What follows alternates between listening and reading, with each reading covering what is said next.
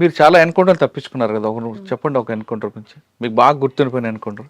బాగా గుర్తుండిపోయిన ఎన్కౌంటర్ అంటే నేరల్లది పెద్ద ఎన్కౌంటర్. నేరెళ్ళే ఎంతమంది చనిపోయారు అందులో? కామ్రేడ్ నలుగురు చనిపోయారు. ఏం జరిగిందమ్మా రోజు? ఎవరెవరు ఉన్నారు అక్కడ? అక్కడ ఎంతమంది ఉన్నామంటే సాగర్ అన్నట్టు ఆయన ఉండే, పద్మక్క, ఆ రోజు ఎంతమంది ఉన్నాం, 5-6 ఉన్నాం. ఎంతమంది ఎక్కడ జరిగింది? నేరల్లనే. ఎన్ని గంటలకి? 8 అయిందచ్చు, 8-8:30 అయిందో 9 అయిందో ఉదయం. ఉదయం. మేము పొద్దుకే ఊరలను పిలిపించుకున్నాం, మాట్లాడినాం. మా దగ్గరికి ఒక జర్నలిస్ట్ వచ్చేది ఉండే ఆ రోజు జర్నలిస్ట్ వచ్చేది ఉంటే నేనే అక్కడికి పోయినా. బడికాడికి వస్తాడని అంటే నేను అక్కడికి పోయినా. చాలాసేపు ఉన్నా, గంట సేపు అంటే పొద్దుకి 6 గంటలకు ఆయన వస్తాడని అంటే 6-7 గంటల దాకా అక్కడ ఉండి వెళ్ళొచ్చిన. వచ్చాడు ఆయన జర్నలిస్ట్? రాలే. ఆయన పేరు శంకర్ అని జర్నలిస్ట్ ఉండే. అయితే ఆయన రాలేడు. 6 నుంచి 7 దాకా ఉన్నా ఊరు లోపల, రాలేడు. పొద్దుకి ఊరలను పిలిపించుకున్నాం, మాట్లాడినాం. మాట్లాడి తెల్లవారుజామున పొద్దుకి అన్నం వండిపించుకున్నాం. అందరం పొద్దుగాల గుట్టెక్కినాం, నీళ్ళు తీసుకొని తిన్నాం. ప్రొద్దున్నే తిని పడుకున్నాం. సెంట్రీ డ్యూటీ నాదే ఉండే. నేనే సెంట్రీ చేసిన. మళ్ళీ తర్వాత నా సెంట్రీ అయిపోయిన తర్వాత ఇంకొక ఆయన సెంట్రీ ఉండే. ఆయన నా పక్క పొంటే ఉన్నాడు. ఇంకొక ఆమె రాసుకుంటున్నది. వీళ్ళేమో నిద్రపోయింది. లక్ష్మణ్ సెంట్రీ డ్యూటీ నీదే ఎక్కువ అని చెప్పాను. ఇక అన్నవల్ల ఆయన సెంట్రీ ఎక్కిండు. ఆయన సెంట్రీ ఎక్కిన వల్ల ఈమె లేచింది, ఇంకొక ఆమె లేచి బయటకు పోయి వచ్చింది. ఆమె ఏదో టాబ్లెట్ వేసుకొని అక్క నువ్వురా బయటకు పోదాం రానంటే ఇట్లా బయటకు వచ్చినాం. వచ్చినప్పుడు ఏమీ లేదు అసలు. వచ్చి కూర్చుండి మళ్ళీ రాసుకుంటున్నాం. మేమిద్దరమే రాసుకుంటున్నాం. రాసుకునే టైంలోనే ఈ సెంట్రీ ఆయన ఏం చేసిండంటే అక్క అయ్యము సప్పుడు వినబడుతుందని అన్నాడు. నేను అన్నమల్ల ఏం సప్పుడు అని చెప్పాను. మేము తుపాకీ పట్టుకొని చూసినాం. లేచి చూసేటలకల్లా వాళ్ళు ఫైరింగ్ ఓపెన్ చేసిండ్రు. మేము ఓపెన్ చేసినాం. కానీ వీళ్ళు పడుకున్నట్టుగానే దగ్గర దాకా, అంటే వాళ్ళు మొత్తం ట్రావెలింగ్లో వచ్చిండ్రు అనుకో. మాకు వాళ్ళ తలలు ఏర్పడినాయి కానీ కూర్చొని ఎట్లా అంగి ఉండి గిట్లా వచ్చినట్టుగా లేదు. దగ్గర దాకా వచ్చేదాకా ఏర్పడలేదు. అంతకంటే ముందే ఒక ఆయన అక్క వచ్చిన తోటి మాట్లాడినాం, పంపించినాం. ఆయన వేయిండు, పోలీసు వాళ్ళు వచ్చిండ్రు. వీళ్ళు మంచి నిద్రలో అయిపోయినరు. మేమేమో తెలుతోటి ఉన్నాం. ఇవాళ పటాపట్ 3 దిశల నుంచి ఓపెన్ చేసిండ్రు. మేము తెలుతోటే ఉన్నాం కనుక మేము ఓపెన్ చేసినాం. అప్పుడు మేము ఓపెన్ చేసి కొట్టుకుంటా మేము వచ్చినాం. ఇక మేము బయటకు వెళ్ళిపోయినాం. ఇక లోపల వాళ్ళు పండుకున్నట్టుగానే చనిపోయినారు. అయ్యో, అట్లా అన్నట్టు. బాధ అనిపించదా? బాధపడ్డారా? అనిపించుడేనే. మరి ఎక్కడ కలుసుకున్నారు మీ అందరూ? మరి ఎన్కౌంటర్ అయినప్పుడు పలాని ప్లేస్లో కలుసుకోవాలనేది ఉంటుంది. ఏపీటీ ఉంటుంది. ఇక వాళ్ళిద్దరు ఒక కై అయినరు. మళ్ళీ నేను ఒకదాన్ని ఒక కై అయినా. నేను ఒంటరిగా అయిపోయినా, వాళ్ళు ఇద్దరు ఒక కై అయిపోయినరు. పొద్దున్న దాకా చుట్టూ పోలీసు వాళ్ళు. ఇక నేరల్లో చుట్టూ పోలీసు వాళ్ళు. ఇక ఎక్కడ కూడా మనం గుట్ట దిగ రాకుంటున్నది పోలీసు వాళ్ళు. ఆ టైంలో ఇక పొద్దున్న దాకా ఈ టైం నుంచి మొదలు పెడితే పొద్దుగుకేదాకా పోలీసు వాళ్ళే ఉన్నారు. గుట్ట దిగరాలేదు, కిందికి రాలేదు. ఎక్కడున్నారు? గుట్ట మీద ఉన్నారు. గుట్ట మీద ఉన్నాను. మరి పోలీసు చూడలేదు గుట్ట మీద? లేదు, అంటే ఇంకో దాని మీదకైనా ఉన్నాం కానీ ఇక మొత్తం నేరల్ల అడవి పెద్దదే కదా. ఇక ఎటు పక్క పోయి దిగి చూద్దాం అన్నా కానీ పోలీసు వాళ్ళే ఉన్నారు. ఇక మొత్తం రౌండ్ ఉన్నారు. ఇక ఎటు దిగరాలేదు. పూర్తిగా పొద్దు గూకేదాకా దిగలే. ఇక ఆ రోజు నీళ్లు లేవు, ఏమీ లేవు. ఇక మళ్ళీ పైరింగులకి వెళ్తే పైరింగులో దూపు అవుతుంది కూడా, నోరాడిపోతుంది కూడా. కానీ ఆ రోజు అయితే ఎట్లంటే ఈ కాళ్ళ మధ్యలో నుంచి, ఏళ్ళ మధ్యలో నుంచి, చెవుల మధ్యలో నుంచి ఇట్లా వెళ్ళిపోయినాయి కానీ మనకెందుకు అది పూర్తిగా రాకలేవు అనుకో. ఇక కొంచెం కొంచెం ముక్కలు ముక్కలు తాకినాయి ఇట్లా కాళ్ళకు. ఎలా పరిగెట్టావు మా గుట్టల్లోంచి? ఎలా పరిగెత్తేవనంటే అప్పుడు ఏమనిపించేది, అప్పుడు ఏది అనిపించేది.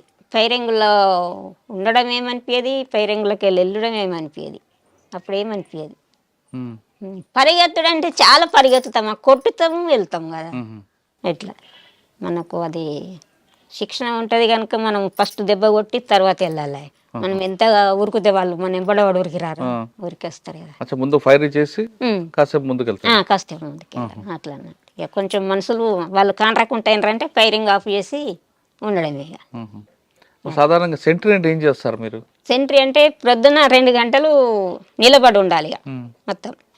అంటే చుట్టూ చూడాలా? చుట్టూ చూడాలి, చుట్టూ చూడాలి. ఆ సెంట్రీ వేయడం కూడా నేర్పుతారు మన కళ్ళను ఎట్లా దింపాలా, కిందికి ఎట్లా దింపాలా, మీదకి ఎట్లా దింపాలనేది అది కూడా ట్రైనింగ్ ఇస్తారు. చెప్తారు కండ్లని ఇట్లా ఇట్లా ఉండాలి ఇక ఇట్లా మొత్తం మొత్తం ఇక కండ్లు దింపుడు కూడా ఉంటుంది అందులో ట్రైనింగ్ లో. మన కంటి చూపు కూడా అట్లా ఉండాలి అనేది చెప్తారు. అంటే కళ్ళే తిప్పాలి, కళ్ళే చెప్పాలి, కళ్ళు మొత్తం ఇక కిందికి మీదికి వెళ్ళి ఇట్లా తిరగాలి రౌండ్ అట్లా. ఇవి ఎవరైనా మనకి శత్రువు కనబడ్డారు అప్పుడు ఎలా చెప్పాలి వాళ్ళకి? మళ్ళీ ఇక్కడ 2 ఉంటారు కదా, శత్రువు వచ్చిండ్రంటే మన పొంటి ఇంక 2 ఉంటారు, లేకపోతే 1 ఉంటారు. అట్లా అన్నట్టు వాళ్ళకి సైకిల్ చెప్పాలా, మాటతో చెప్పుకోవచ్చు, మాటతో చెప్పుకోవచ్చు. పైన ఉంటారు మీరు? పైన ఉంటారా? కొద్దిగా దూరం ఉంటారు ఇక, దళం కొంచెం దూరం. సార్ నేరేలు ఎన్కౌంటర్ ఒకటి తప్పించుకున్నాం, ఇంకొక 2 తప్పించుకున్నారు కదా మీరు? ఇంకో 2 ఇంకోటి ఏంటి? పైడు మడుగానే ఉంటది అక్కడ ఎన్కౌంటర్ లో. అక్కడ ఎలా? ఇందాక జరిగిన ఎన్కౌంటర్ లో ఎవరు సమాచారం ఇచ్చారు పోలీసులు మీరు అక్కడ ఉన్నారని? అది సమాచారం ఎవరు ఇచ్చిండ్రు అనేది కూడా నాకు తెలియదు. తర్వాత ఏంటంటే ఈ జర్నలిస్ట్ అయినట్టయిననే పోలీసు వాళ్ళు మళ్ళీ జాడకు లేకుండా పంపించారు. ఆయన పత్రిక లేకుండా హైదరాబాద్ పంపించేసారు, అడ్రస్ లేకుండా. ఆయన ద్వారా వచ్చింది సమాచారం అని అనుకున్నాం. మళ్ళీ ఏంటంటే ఆయన జర్నలిస్ట్ మళ్ళీ ఊర్లో ఉండాలి కదా, జగిత్యాల. ఆయన లేడు అక్కడ కాదు, హైదరాబాద్లో లేడు. ఇక ఎక్కడున్నది అనేది పత్తనే దొరకలేదు. మళ్ళీ నేను ఇంటికి వచ్చిన తర్వాత కూడా అడిగారు పోలీసు వాళ్ళు, మీకు శంకర్ మీద మీకు డౌట్ ఉంది కదా అని అడిగాను. ఎవరు అడిగారు? ఇక్కడ డిఎస్పీ అడిగాను. 4 వైపుల నుంచి చుట్టుముట్టినావు, నువ్వు అందులోకి వెళ్ళి ఎట్లా వచ్చినావు ఇంకా తను అడిగాను. ఇంకో ఎన్కౌంటర్ చెప్పమ్మా. ఇక పెడుమడుగుది దాంట్లో 3 చనిపోయినారు. పెడుమడుగులు ఈ గంగుల వెంకటస్వామి, రమేష్ కమాండర్ అంటే చూడు, ఆయన భార్య. మీరు ఉన్నారు అక్కడ? అక్కడ మేము. అది ఎలా జరిగింది? అది మా దళంలో ఉన్న సభ్యుడిని ఇంటికి అంటే మాకు పరిచయం ఉన్న వాళ్ళ దగ్గరికి భోజనం చెప్పి రమ్మని తోలేసినాం. తోలేస్తే ఆయన ఏం చేసిండంటే ఆయన అంతకంటే ముందే పోలీసులకు మారిపోయిండు. పోలీసులతో మారిపోయింది ఆయన. ఆ మారిపోయిన సంగతులు మాకు తెలియదు. ఆయనను పంపించినాం. ఆయనను పంపిస్తే ఆయన ఏం చేసిండంటే ఆ భోజనం కడుకు పోవాల డైరెక్ట్గా బస్ ఎక్కి కొరట్ల వేయండు.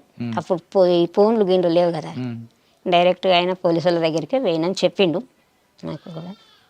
ఆయన అట్లా వేయండి పోయి వచ్చిండు. ఆయన వచ్చితేనే పోలీసు వాళ్ళు వచ్చిండ్రు. ఇంకప్పటికి అన్నం రాలేదు, ఈయన వచ్చిండు. అప్పటికి ఎప్పుడంటే ప్రొద్దున పోయిన మనిషి 2-3 గంటలకు వచ్చిండు. ఆయన పోయిన మనిషి 2-3 గంటలకు వచ్చేకల్లా ఈయన ఇప్పటిదాకా రాలేడు. ఎందుకు మాకు డౌట్ వచ్చింది. డౌట్ వచ్చి మరి చదువుకుందామని చెప్పి చదువుకుంటున్నాం, ఇక్కడికి వెళ్ళిపోదామని చదువుకుంటున్నాం. కలసి పోలీసు వాళ్ళు ఫైరింగ్ రెడీ చేసారు. అది అన్ని పొలాలు, పసుపు తోటలు. అయితే ఇంట్లో కూడా ఏమైందంటే పండుకున్నారు. ఒక ఆయన పండుకున్నాడు. ఈమె మాతో వచ్చింది ఫైరింగ్లో, వెంకటస్వామి భార్య. మేము ఇట్లా బయటకు వెళ్ళినాం కానీ ఆమెకు మాకు ఆమె అక్కడుండి ఫైరింగ్ చేసింది, నేను ఇక్కడుండి ఫైరింగ్ చేసిన. నాకు ఇటుకి పసుపు తోట ఉన్నది, నేను తోటలోకి వెళ్ళిన, నాకు దాకలేదు దెబ్బ, ఆమెకు దాకింది. నా పక్క పొంటే ఉన్నది, ఆమెకు తోట దాకింది, ఆమె చనిపోయింది. నేనేం పసుపు తోటలో నుంచి బయట చేసుకుంటా నేను బయట అట్లా. మళ్ళీ మేమందరం కలిసినాం. ఈ ఊర్లోకి తోలేసిన ఆయననే మాకు కాంటాక్ట్ కాడికి ఆయనను పంపించినాం. మళ్ళీ మాకు చింతకుంటలో కాంటాక్ట్ ఉండే. ఆయన నాకు ఏం చెప్పిందంటే ఈ టీంకు లీడర్గా నేనే ఉన్నా అప్పుడు. ఆమె చనిపోయిన ఆమెనేమో కతలాపూర్ ఏరియాకి ఆమె ఉండే. ఆమె కమాండర్గా ఆమె ఉండే, ఉమ్, ఇక్కడ టీంకేమో నేను ఉంటిని. ఆమె చనిపోయాయి. అయితే ఇక మళ్ళీ అక్కడికి ఈ ఎప్పుడైతే అన్నం కోసం పంపించినామో ఆయనని అక్కడికి పంపించిన. ఉమ్, మళ్ళా పంపించి మరి ఆ రూట్ చెప్పిన ఇంటర్నెట్ ఇట్లా ఈ మధ్యాహ్నం నుంచి ఇట్లా పెద్దగుండు కాడికెళ్ళి ఒక తవ్వు ఉంటుంది, ఉమ్, ఆ తవ్వ నుంచి ఇట్లా వెళ్ళు అని చెప్పని రూట్ అడ్రస్ అంతా చెప్పి తోలేసిన. ఉమ్, ఆయన అటు పోలే, చక్కగా మెట్టిపల్లి పోయి మళ్ళా ఉమ్. ఆయన మెట్టిపల్లి పోయి మెట్టిపల్లి కాడ బస్ ఎక్కి బండి ఎక్కి మళ్ళీ అక్కడికి పోయి అక్కడ మళ్ళీ హరిదళం అని ఉండి మళ్ళీ ఆయన మేము కలిసినాం. ఇక ఇంకొక ఎన్కౌంటర్లో ఇంకొక ఎన్కౌంటర్ ఇక అది మధ్య మళ్ళీ ఎన్కౌంటర్. ఇది పెద్ద మడుగు, అది మధ్య మడుగా? ఇది పైడు మడుగు, పైడి మడుగు, అది పెద్ద ఈ మడుగు. కోరట్ల మండలంలో పైడు మడుగు. ఇక్కడ ఇది అక్కడ మధ్య మడుగు ఎక్కడ? అటుకే మధ్య మళ్ళు అది రాజన్న సిరిసిల్ల ఆ, అక్కడ ఎలా జరిగింది? 70 మంది ఉంటాము అప్పుడు. ఆహా. పెద్ద కాన్ఫరెన్స్ అది, పై కమిటీ వాళ్ళు ఉన్నారు, స్టేట్ లెవెల్లో అందరూ ఉన్నారు అప్పుడు. బాగా పెద్దది అది. ఇక అది పెద్దదైతే పొద్దుకి పండుకున్నాం. ఆ రోజు అంత ఉన్నాము. ఒకరోజు జెండా ఆవిష్కరణ చేసినాము, ఉమ్, జెండా ఎగిరేసినాం, అక్కడ స్తూపం కట్టినాం, జెండా కట్టినాం, అన్నీ మంచిగానే చేసినాం. అక్కడ అప్పుడే నన్ను ప్రమోట్ చేసిండ్రు అందులో. మీకా? ఆహా. ప్రమోట్ చేసి ఎల్జిఎస్ కమాండర్గా ప్రమోట్ చేసిండ్రు. నన్ను పైలట్ టీంలో పెట్టిండ్రు. ఉమ్, ఆ పెట్రోలింగ్ ఓవుడు మబ్బుల మొదటి బ్యాచ్ పెట్రోలింగ్ ఓవడానికి ఆయన భాస్కర్ అనేట ఆయన జిల్లా కమిటీ మెంబరే. ఆయన ఆ రోజు ఈయన కూడా ఉండొచ్చు కానీ నాకు అంత ఐడియా లేదు. ఈ మల్లేసు కూడా ఉండొచ్చు కానీ ఒక 4-5 పోయినాం. మేము బయటకు వెళ్ళి పెట్రోలింగ్ చూసి వచ్చేటకల్లా మధ్యలో ఫైరింగ్. ఉమ్. ఎంతమంది? ఒక ఆమె రజిత అనేట ఆమె అనిపోయింది, ఇంకొక ఆమె కొత్తగా వచ్చింది, అప్పుడే 12 రోజులు గడిచింది ఆమె వచ్చి. ఉమ్. ఆ మొక్క ఆమె అనిపోయింది. ఒక ఆయన స్టేట్ లెవెల్ పసల రామారెడ్డి అనేట. ఎవరు ఇచ్చారు ఇన్ఫర్మేషన్? అది ఎవరు ఇచ్చిండ్రు అన్నది అదేం తెలియలేదు. పసల రామారెడ్డి అనేట ఆయన స్టేట్ కమిటీ మెంబరు. మా సిరిసిల్లో పనిచేస్తున్నప్పుడు జనశక్తి వాళ్ళు ఇప్పుడు ఎదురుపడలేదా? పడ్డారు. మరి వాళ్ళకి మీకు బాగా యుద్ధం జరిగేది కదా? ఫస్ట్లా అంటే అట్లా ఉండేది కానీ తర్వాత వాళ్ళు ఏమనలేరు. ఇక అలా తగ్గిపోయింది కూడా మళ్ళీ.